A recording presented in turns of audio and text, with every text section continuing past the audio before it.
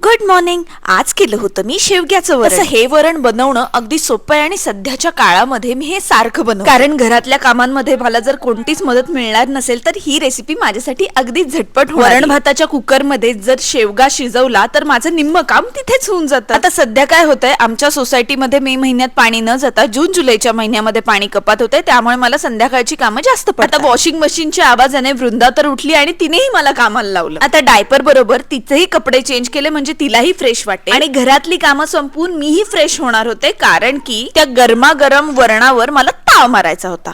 आज सगळी कामं संपून संध्याकाळची आंघोळ करून मी सुरुवात केली आजच्या रेसिपीला. हो, मी 2दा आंघोळ करते दिवसा, ते मी पुढच्या व्लॉग मध्ये सांगेन. पण सुरुवात करूया आजच्या रेसिपीला. तेलामध्ये जिरं, मोहरी, हिंग, हळद घालून सगळं व्यवस्थित आधी परतून घेतलं. यामध्ये तुम्ही लसणाची फोडणी देऊ शकता, पण माझा तसा मूड नसल्यामुळे मी त्यामध्ये फक्त टाकली उकडलेली डाळ आणि थोडासा गुळ, ज्याने वरणाला छान अशी टेस्ट. आता दिवसात आपण 1 चमचा तरी तूप खाल्लं पाहिजे. तेच या वरण भातावर घालून मस्त पैकी ताव मारला. तुम्ही पण आज ही रेसिपी नक्की ट्राय करा.